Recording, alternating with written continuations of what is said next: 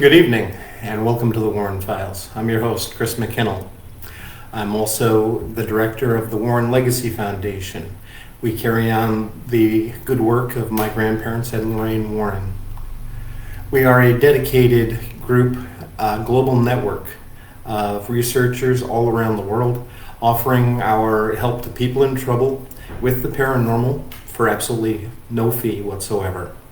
All of your work, or all of your information, is private. We do use your cases to help educate the public, as we're doing here, but we never give anything private or identifying to the public. Anyway, you are watching the Spirit Realm Network, and welcome. Please share and like. I have to always remember to say that. And thank you for joining me this evening. Tonight we're going to be talking about a lot of your questions.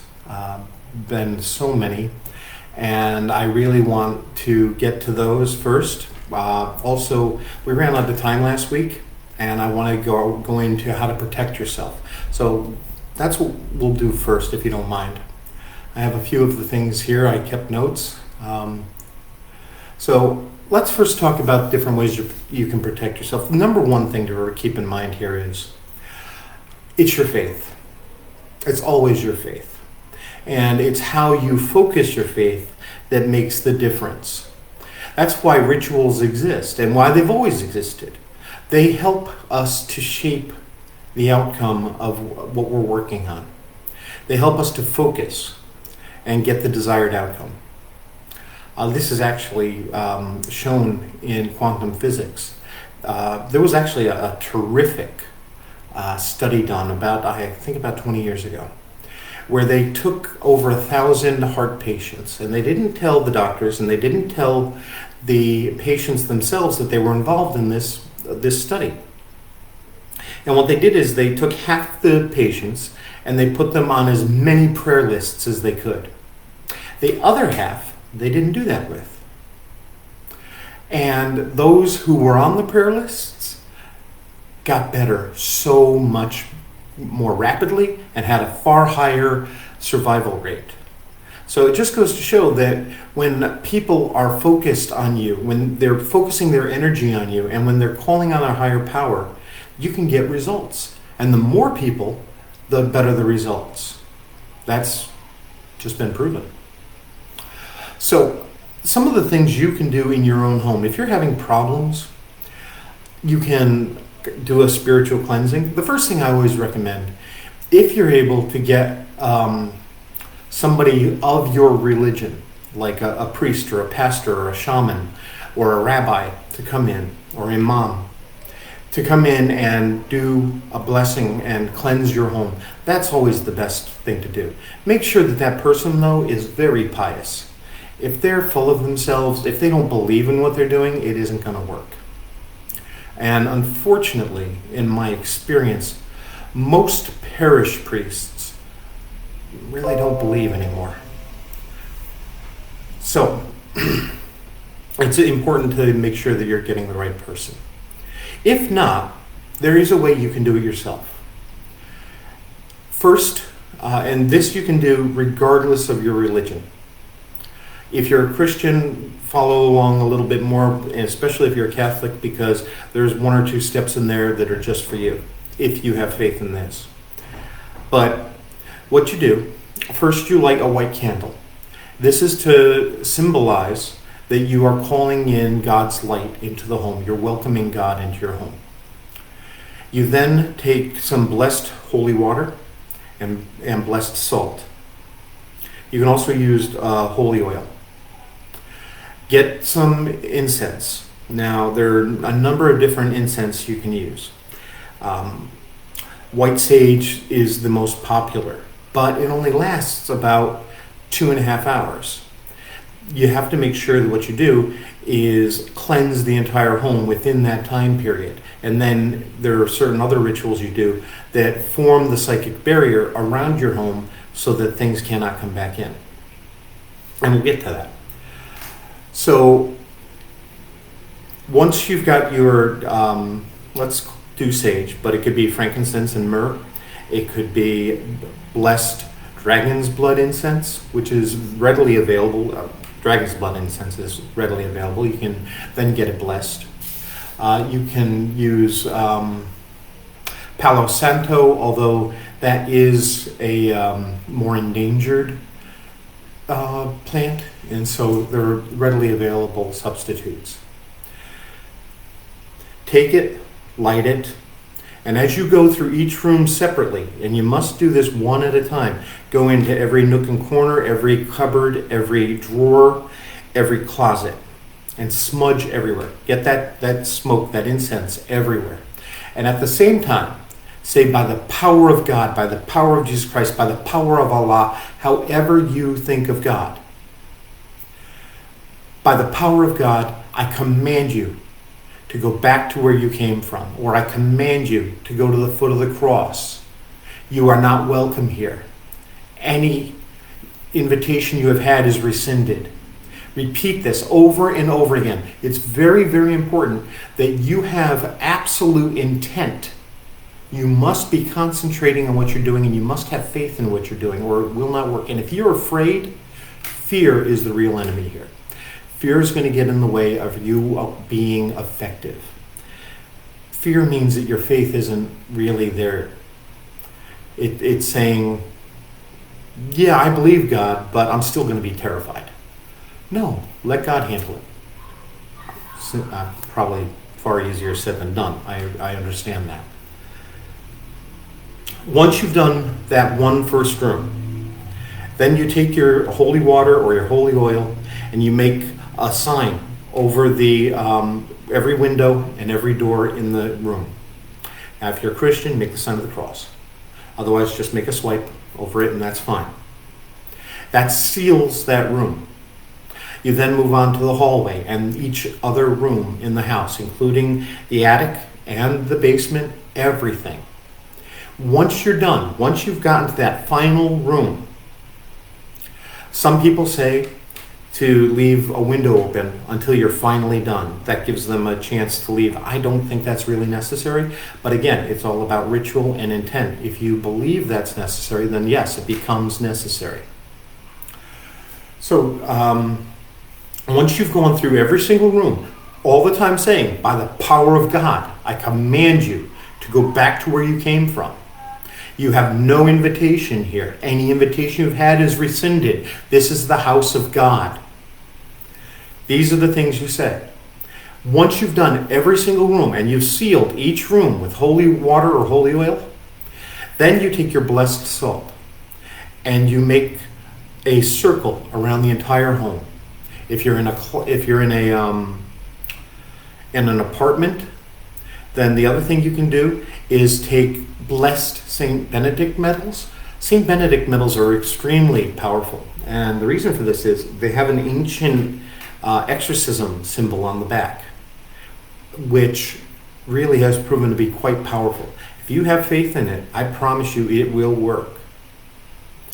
And you put those in each corner of the house and leave them there. Don't move them. The salt, of course, is going to wash away, and that's fine.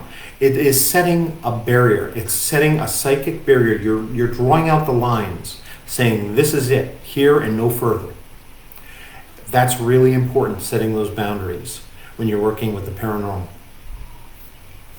Other things you can do if you're having a portal in your home, things are coming and going constantly, and there seems to be like an open doorway, then you want to get Tektite and clear quartz and pair them. So one of each in each corner of the room where you suspect that portal is. That will set off an energetic grid covering that portal so that things cannot keep coming in and out. You're still going to have to do the spiritual cleansing of your home to get anything that's already in there out. None of this is going to really work with ghosts, as we talked about last week. This is for inhuman entities. You can probably get rid of the human spirit, but if it wants to come back, it has free will, and it will. So, another thing that happens when you're dealing with negative entities, it's really important that you keep your personal energy positive. These things, my grandmother, Lorraine, used to say, like attracts like. If you put out good vibes, you get good vibes back. If you put out negative, that's what you're going to attract. These things, negative things, feed off of your negative energy. I have noticed in an overwhelming number of homes, when there's something negative, that home is cluttered, maybe dirty, but it is not organized. Very, very often. I'm not saying always, but very, very often it is not organized. Clean it. Clean it up. Get rid of anything you don't need. Make it so the energy flows cleanly through the home. And start listening to relaxing music. And start watching comedies that make you laugh out loud. And make love.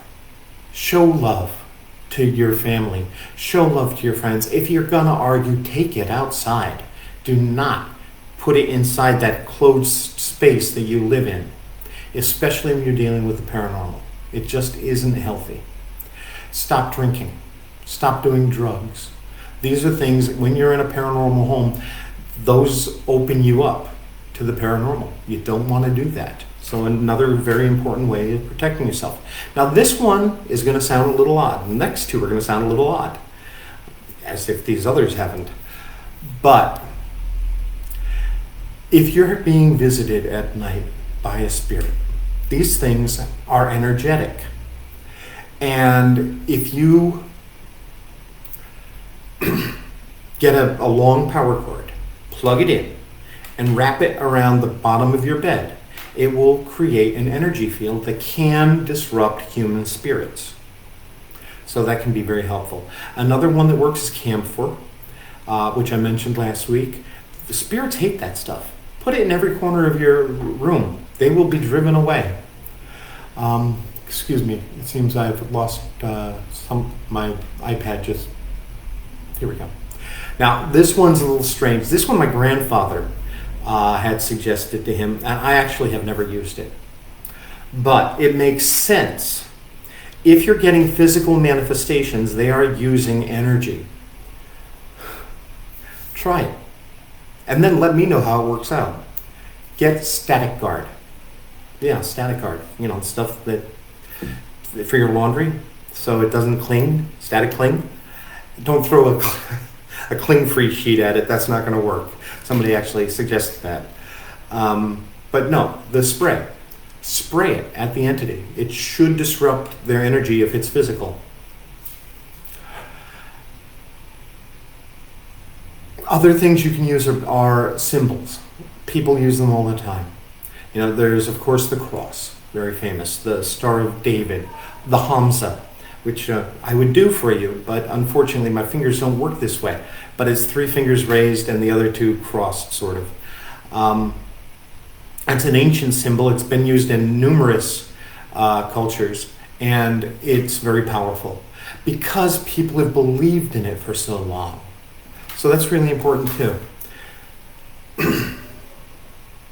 Somebody had asked last week about when I was talking about how to use the white light, and if you don't know about the white light, then it is a way of manifesting your faith into a bubble of white light around you so that it protects you. And please check out last week's video so you can learn how to do that.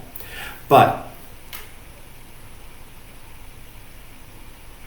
I apologize. I'm not sure I'm even being heard at the moment because my video just turned off.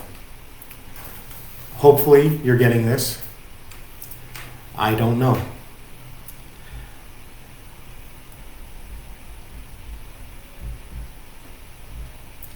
I'm asking my producer now.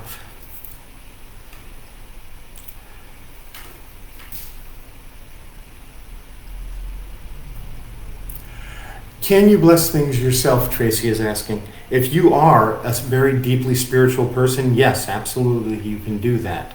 But you must be deeply spiritual and not egotistical at all.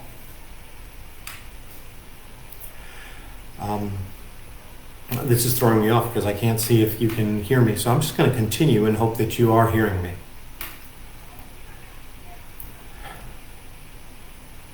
So the person was saying that they could not relax. And what I would suggest, if that's the case, is practice makes perfect first. And you practice the white light every morning and every night while you're in bed. You also should be going out and doing psychic grounding. Anybody who suffers from anxiety will also benefit from this. It is going out and getting bare feet on the ground. And then you take some deep cleansing breaths, and you picture a white cord going down from the top of your head straight through your body and down deep into the earth. I want you to then imagine all of that negative energy coming down off of you and sinking deep into the earth to ground out.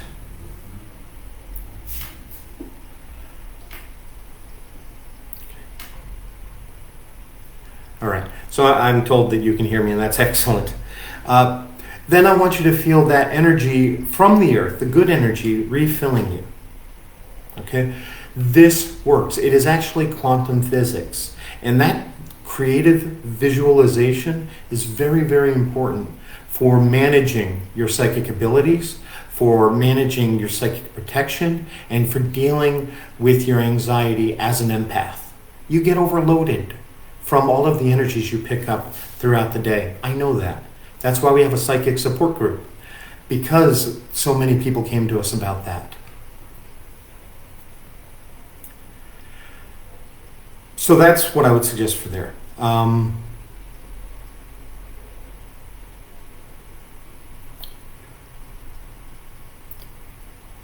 Someone else had said, but if these shadows or spirits attack us in our dreams, how can we act or protect us against them? All right. First things first. If you know that it's happening, if you're aware that it's a dream and that it's happening to you then I want you to picture that same white light exploding outward and blasting that entity, blasting it. While inside your brain, you're saying to yourself, by the power of God, I command you to be gone. I've done this myself when I've been under attack when I was asleep. Many times it's happened to me only when I'm on cases. Never happens anywhere where it's not a haunting. Happily, it hasn't happened in quite a number of years, too. Let me go through your newer questions here.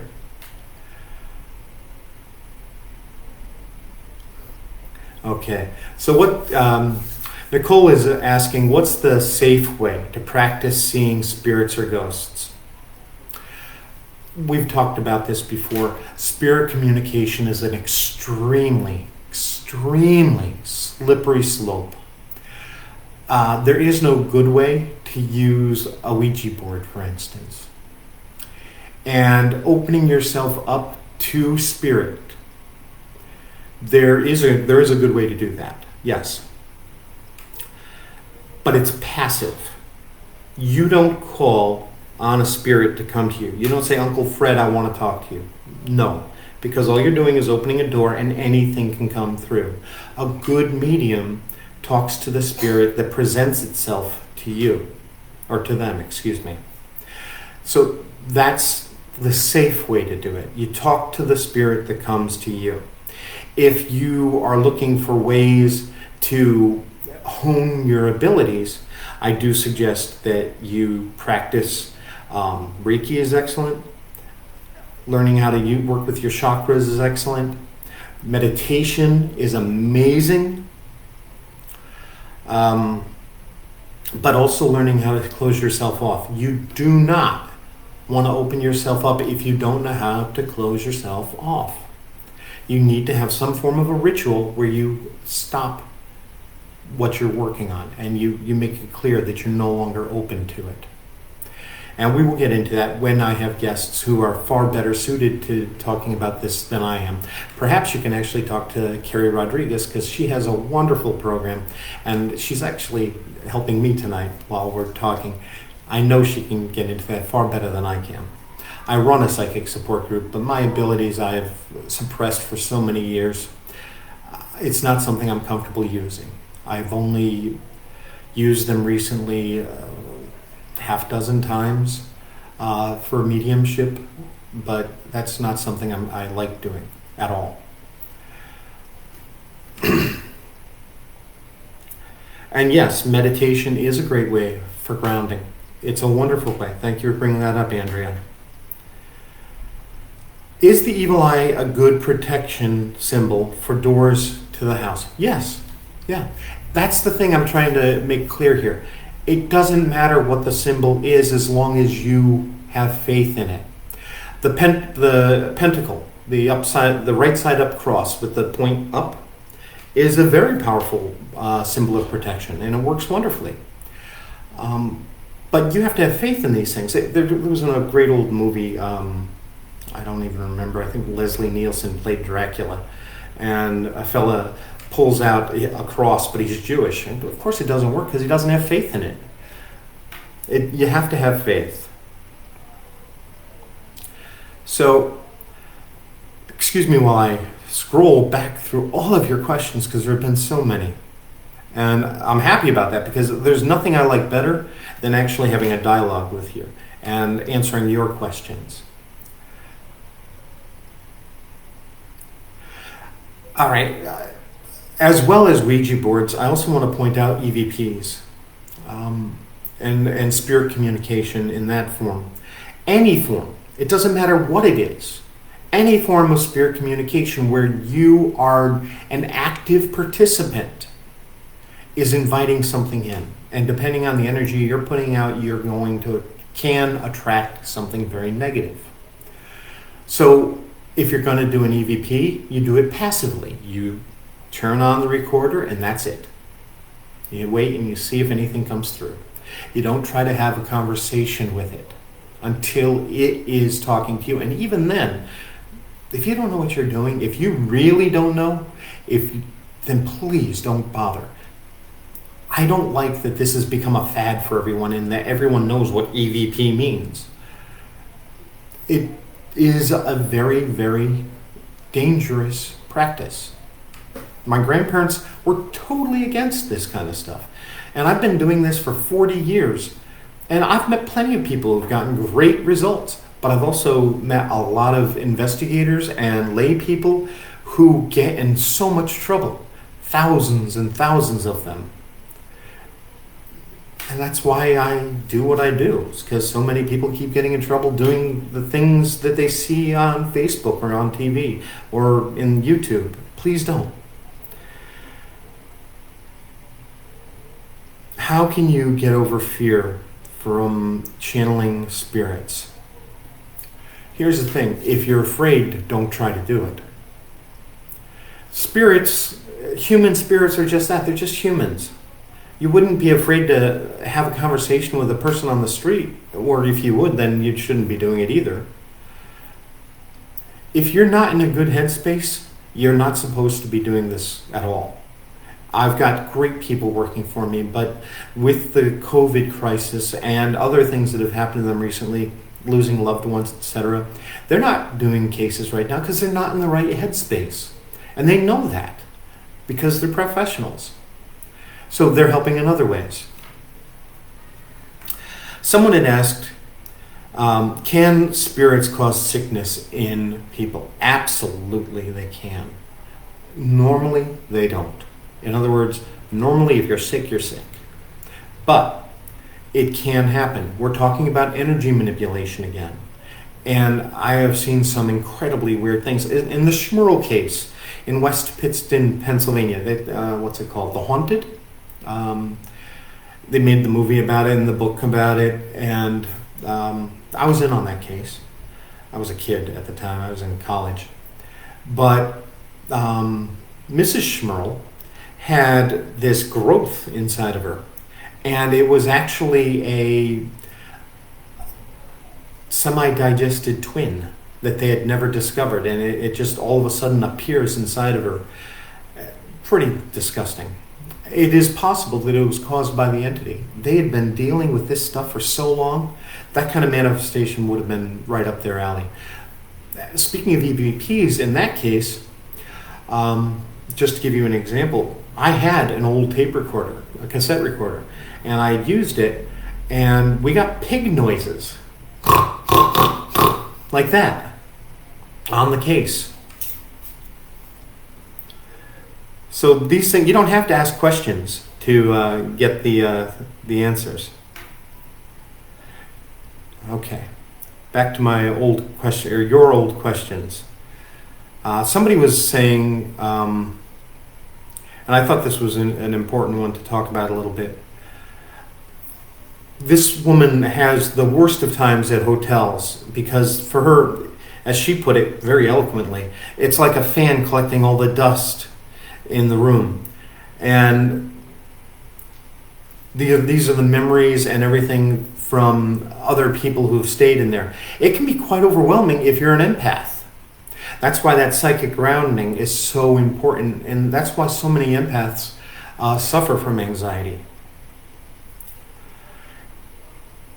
Somebody had also asked, this was Heather Halley, she said that she's studying parapsychology and how can she incorporate that into these investigations? Honestly, I believe actual psychology is far more important, and learning therapy and counseling is far more important. Having an understanding of basic psychology of the mental illnesses that afflict people, all of that is incredibly important. When you're dealing with the paranormal, it isn't always that the person is mentally ill. But having said that, there's something that made those people vulnerable to the paranormal versus somebody else who moved into the house. For instance, Amityville. Many families have lived in that home. Not all of them have been affected. It's only the ones who are going through some form of turmoil, upheaval, mental illness, depression, whatever it is, that made them vulnerable. And that's something that you have to understand and deal with to be effective in this field. Somebody else was saying that they've had this ability to see and feel and hear spirits for 54 years. But she feels that she's always learning and constantly wants to get updated on how to protect herself and her family. I've been doing this forever. I've grown up with it. I'm 55 years old, and I will never stop learning. We have only barely begun to scratch the surface of what we're dealing with. Always keep in mind, that there are more planets in the universe than there are grains of sand on Earth. They now believe this.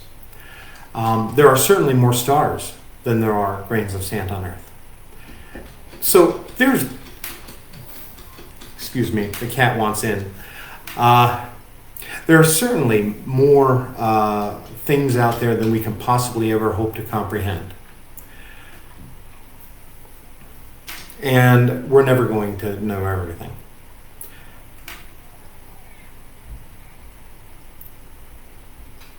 By the way, that cat, I was just on the roof again for the 15th time this month, or this week. Happily, it will not be there next week because the cat's going home. Okay. How do you differentiate between the types of energy you're dealing with? If you're feeling something oily, clammy, dark, heavy, pushing you, anything negative, it's negative.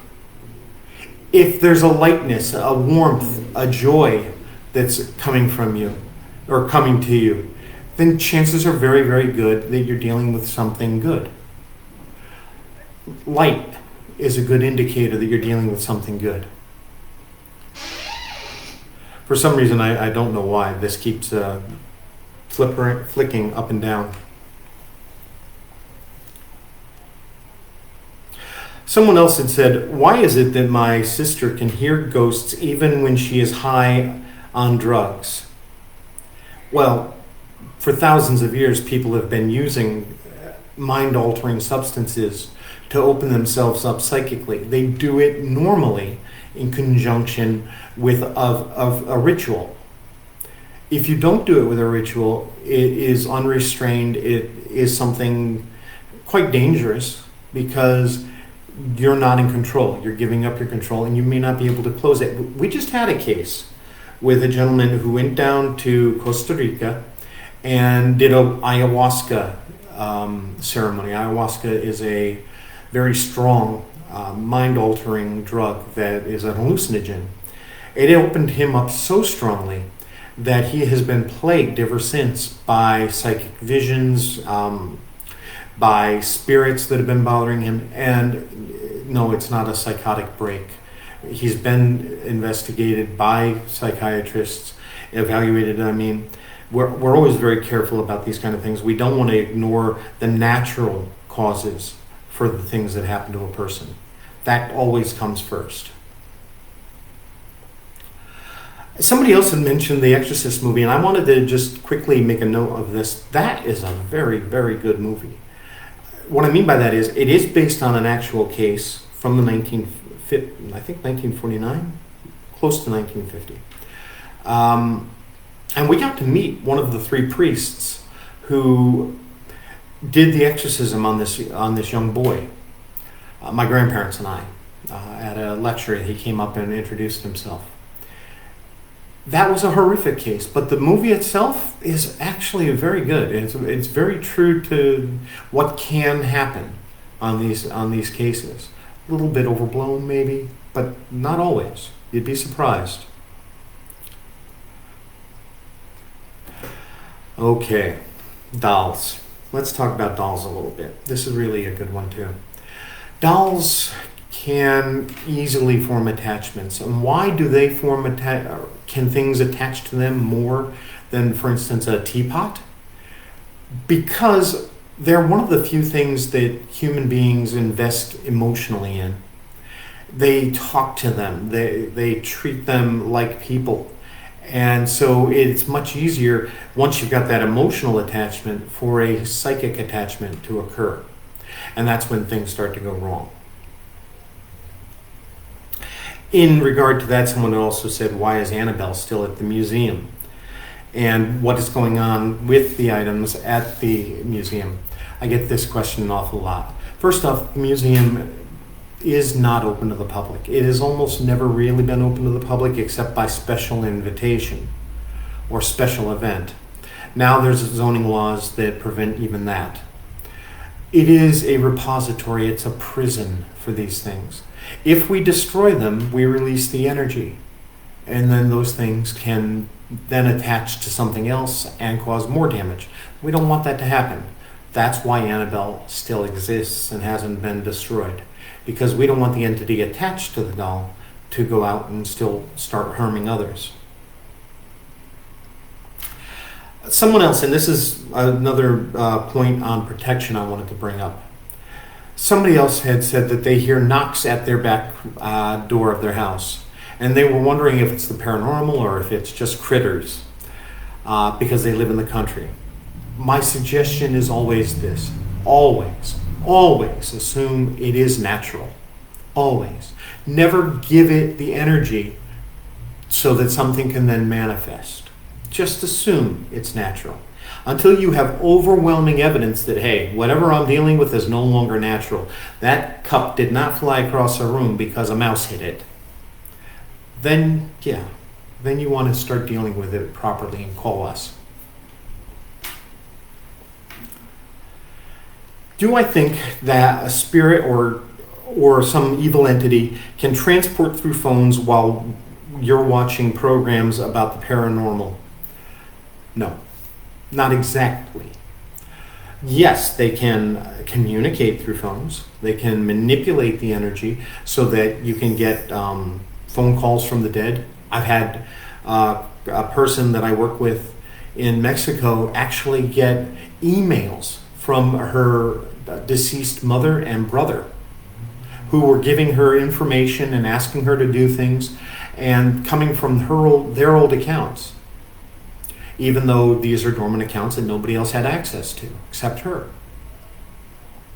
So it is possible, but the truth is they're not limited by time and space. They don't have to go through phone lines to get to you. They're just there automatically. Somebody else was asking me, geographically speaking, what area is experiencing the most phenomena right now? Everywhere is, except perhaps Antarctica. Not Antarctica. But wherever there are people, there is the paranormal. Always. Ancient sites have more power. We are actually working on a project where we're mapping out ley lines and geomagnetic lines and solar energy portals on Earth and comparing them to hauntings so we can see, is there a correlation there? And then maybe we can help people before things start to happen. Someone was asking also, does black magic in New Orleans exist? Like witchcraft? Well, first off, witchcraft and black magic are two totally separate things. They're not the same. Can you use witchcraft for evil? Sure, yeah. But you can use Christianity for evil. You can use anything for evil. And voodoo is the same way, or Santeria. You don't have to... It isn't all black or all white. It's your intention that matters, and what you're praying to, and what you're asking for. For instance, if you want to do a love spell to make somebody fall in love with you, that's actually considered black magic, because you're interrupting somebody's free will. You're taking away their free will, and that's not cool.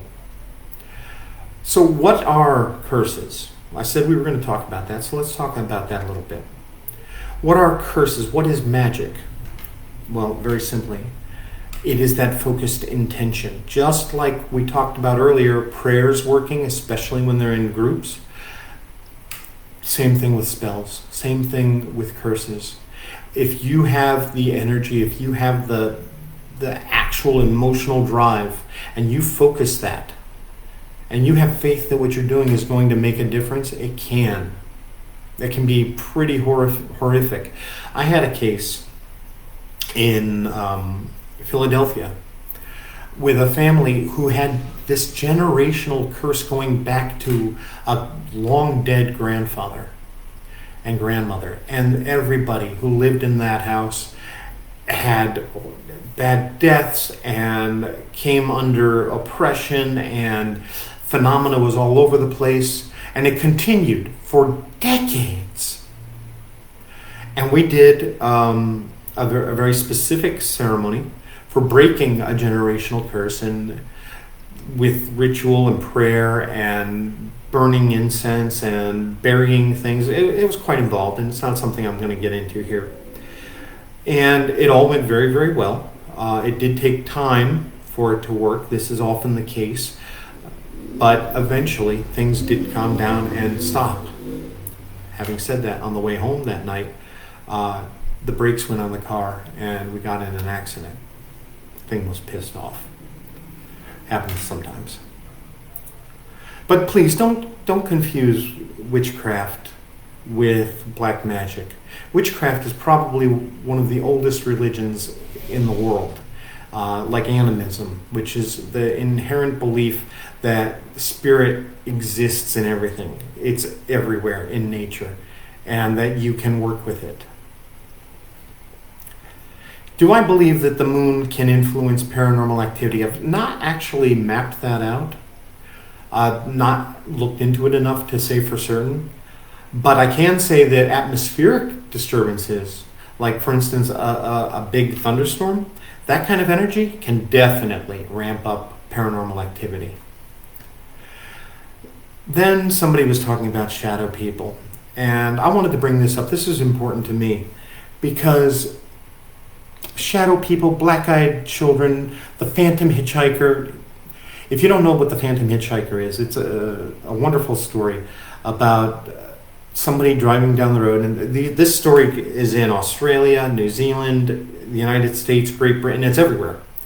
The idea that this person is driving home alone. It's at night or near dusk, and they see a girl, and they pick her up, and the girl asks them to drive her home, and along the way either she disappears or she leaves and goes into an abandoned house and is never seen again. These kinds of manifestations, the black-eyed children that come and are eerie and awful, or Slender Man, which we know for a fact was created by somebody on the internet. And yet, there are people being haunted by Slender Man now, or the man with the hat that shows up in so many people's homes, or the old crone sitting on your chest. These are manifestations that take that form because it is in the public consciousness right now. And it will morph, it will change over time again, just like it always has throughout the millennia. We don't see a lot of ogres and trolls and things of that nature anymore because that's not something that's part of our public consciousness any longer. But the paranormal conforms to our beliefs.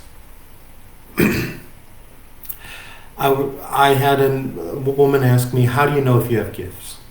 Well, empathy is a gift. If you're an empath, you're picking up people's energies. You're picking up their thoughts, their feelings, their general disposition, and it can be overwhelming. An empath is the lowest form of sensitive. If you're any other form of psychic, I used to hear a voice, of a woman's voice calling my name whenever a particular loved one was in trouble. And I knew I needed to get a hold of that person. Sadly, she was in trouble a lot. Other times you're hearing other voices. And it only happens in certain places, and then it doesn't ever happen again. That's because that place you were in is probably haunted. Or you know the phone's about to ring and you know who's calling. That's a psychic gift. That's being sensitive to the thoughts and feelings of another as they're intent on contacting you.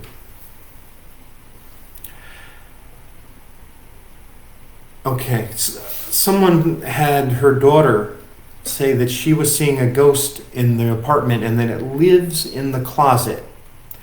Well, there's a good reason for that. Physical manifestation is much easier for a human spirit or any spirit in an enclosed space, a small space. The smaller the space, the easier it is for the energy to coalesce and then to come out and manifest itself. So that's why. People talk about 3 a.m. And I realize this is quite a disjointed conversation, but there's been so many wonderful questions. I want to get as many of them out answered as I can. And have pointed out that this is an insult to the Trinity, that it's the devil's hour. Christ was crucified on the cross at 3 o'clock in the afternoon, 3:15, and that's why 3:15 in the morning is the worst moment of the night. Again, public consciousness has raised this idea, and therefore the things manifest more easily then because it will get the biggest rise out of you, and they're trying to feed off of your negativity. It doesn't happen all around the world. It only happens in the places where people believe that that's the worst time. Why are spirits attracted to some people more than others? Well, that's simple, actually. If you're a sensitive, any form of a psychic, whether it be empath or a medium or what have you, your aura burns much more brightly than the ordinary person's. Whereas an ordinary person is like a candle in the darkness to a spirit, you, as an empath or a sensitive of some sort, are like a lighthouse. You're a beacon calling them to you. So they are very attracted to you because they have messages or they are lost and they want to be able to communicate. They want to get something accomplished, or they want answers as to why they're there and what they're dealing with.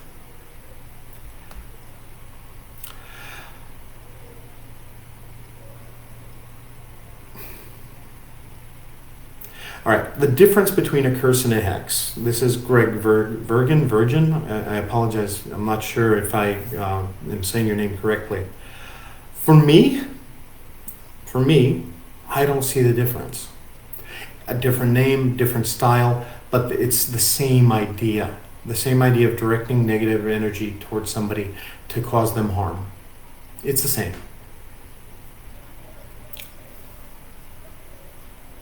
Someone had, Tracy Howard had said that he had made the mistake and did an EVP in his room. He put on the recorder, went to bed, and when he reviewed the recording, a voice said, "God hates me."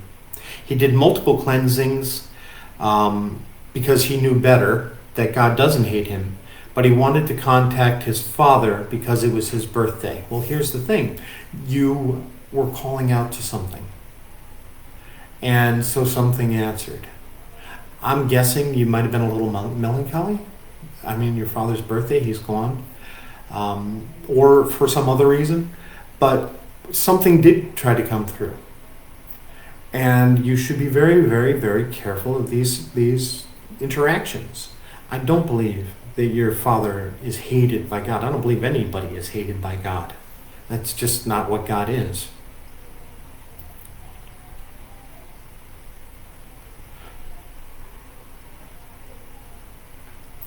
I didn't realize we're going to go a little long tonight because there are so many questions and because there is nothing coming on after this program. Remember, you are watching the Spirit Realm Network, regardless of whether you're watching this later on YouTube or where have you. Please like and share. Please check out the Warren Files YouTube channel. I'd appreciate it if you would give a like, subscribe, and click on the bell for me. We're trying to get our message out to as many people as we can. I would really appreciate that. So,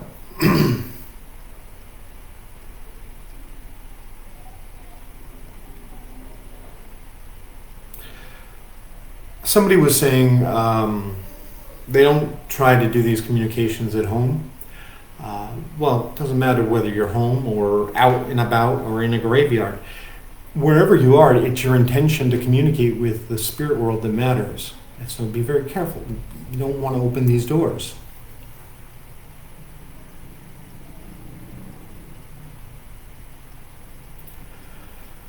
Violet Lawrence said that she had used a Ouija board when she was 15 years old with a few friends. They never closed it. And she wondered if that was why she's always has a spirit around her. And now she's 19 years older. Here's the thing, there is no way, regardless of what they tell you and all the rituals and everything else, there is no way to close a Ouija board. Once you've made that connection, the connection's there. Having said that, it doesn't mean that you've been followed by the same spirit for 19 years. You and I would have to have a real conversation, and I'd need to know a lot more before I'd be willing to diagnose what is going on and then see if I can help you with it. Just contact the Warren Legacy Foundation on the Facebook page or warrenlegacyfoundation@gmail.com, and we'll be happy to get started working with you and see what we can do to help you.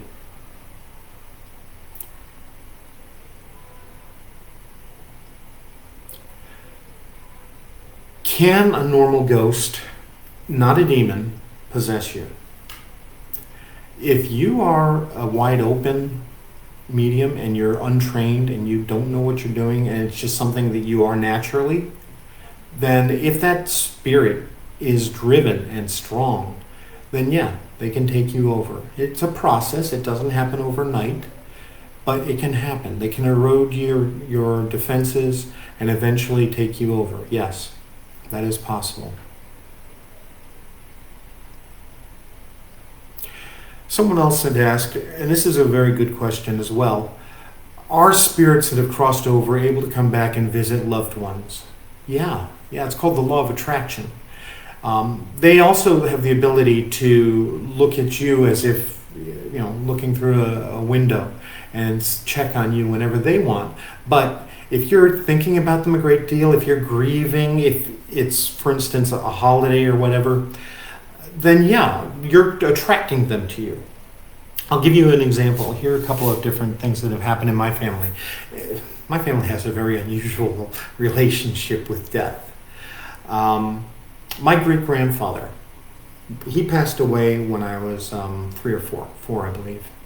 And from what I understand, we were extremely close. He loved me. He would take me out for hours-long walks.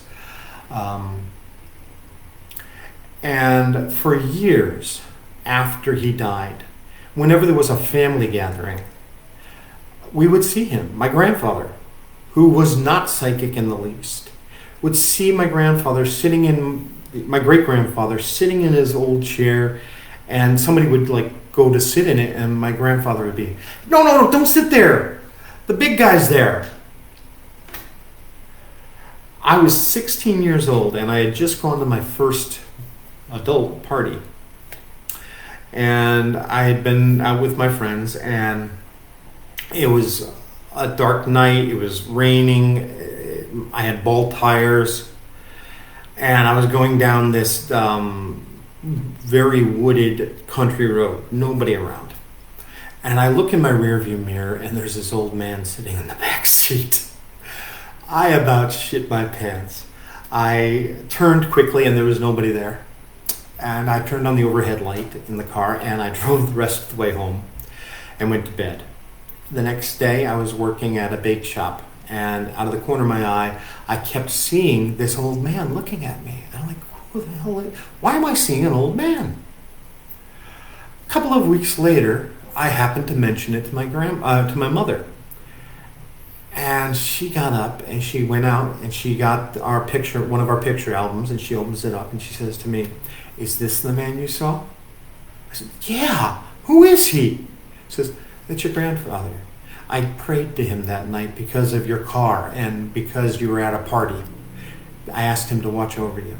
That's the law of attraction. She summoned him to me to watch over me. Your loved ones can watch over you, but normally they don't appear to you, because life is for the living. Life is for you to learn to let go and to learn regret when you've got unfinished business with that person, so it doesn't happen in the future. Death is very important for teaching us about love. Without it, life loses its immediacy. Love loses its urgency. And so when you lose people, it teaches you to hold on better to the ones you have and to appreciate them. That all-encompassing love is very important for getting closer and closer to God.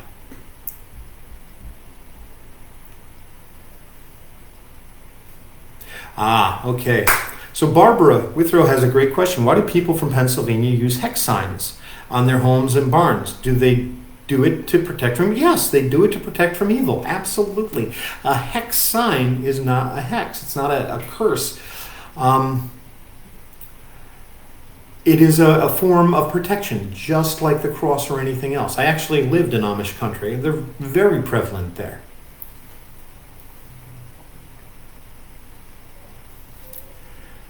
You know, Tracy, should a layperson with gifts cross the spirit over, and if yes, how? I'll tell you what, that's something we did address recently, but we can get into at another time. It isn't something I'm comfortable teaching on an open video like this. I don't want people to get hurt. Oh, this was important to me as well. Thank you, Carrie, for bringing this up. Hellhounds. This is an interesting phenomenon. These show up a lot on cases. The black dog with the red burning eyes. I've had them show up on a case in Scotland recently. They've shown up on a case in Pennsylvania, as a matter of fact. Many of cases, as a matter of fact. And this is because that is something that we have a visceral fear of. And it is such an important part of our consciousness that it is a trigger mechanism for us, and it makes us spill out so much fear that we're feeding the entity to manifest more greatly. So I'm going to see if there's one or two more questions here. Yeah, okay, good. Here are a couple more questions, and then I think we're going to call it an evening unless anybody else has anything else. But how can you find a really good paranormal team in someone's area? Well, first, check with us. We vet all of our teams. We make sure that the people we're dealing with are good, that they're not egotistical, that they know what they're doing, they're not going to let you come to harm. That's everything to us. And we mentor our people, we help them along. So come to us first. If you're seeing somebody on the internet who is advertising their cases, they're going to do that to you too. Please don't go to those people. They're glory hounds who are going to get you hurt. I've seen the damage that publicity can do to a family. I would never do that to anybody ever again. I did it in my 20s when I didn't know any better. I would never do that today. Somebody finally had asked, am I ever going back to Connecticut? Well, yeah, eventually. I'm sure I'll visit. But I don't have any plans for it in the immediate future. I'm going to be in Rock Island, Illinois. We're doing a 2-night event on October 2nd through the 4th. It goes until 3:30 in the morning on both nights. It's a haunted former brothel and speakeasy. And there are some residual hauntings. There's an open portal in the basement. And there's even an old cranky gangster there. You can pick up on the residual hauntings from GIs who had been there in the 1940s during World War II. It is a safe venue. We will have wonderful teams there to help you. It's 5 floors. I will be there for about 2 weeks. After that, I'm going to Costa Rica to work on some investigations, hopefully do some seminars, and then over to Great Britain to do the same. So that's my goals for the next almost year. After that, I have some work to do in India. So the United States is not a priority at the moment for me. As for how to protect yourself from negative energy, please see the beginning of this video. I talked about that quite a bit. There are a number of different ways to protect yourself, and we are there to help you with that. If anybody is having problems, please reach out to us. We're here for you. That's all I'm doing this program for, is so you know that there's somebody here who can help you. Not just me. Hundreds of good people are out there ready to help you. Thank you very much for joining the Warren Files this evening and the Spirit Realm Network. Please remember again to like and subscribe. Please go to our YouTube channel. If you've ever missed any of our other programs, our podcasts, our Zoom sessions that we do on Monday nights, they're all there saved for you. There's plenty of information. And there's some guests, which makes it far more interesting. As the crisis here in Brazil calms down and I'm able to get out more, I will go out on location and you will get to experience some of what's out there. I'm not going to take you into active hauntings where I'm helping clients. I don't do that. But I will take you to places where you can learn. God bless you all. Thank you for joining me this evening. And I will see you next week at the same time on the Spirit Realm Network. Good night.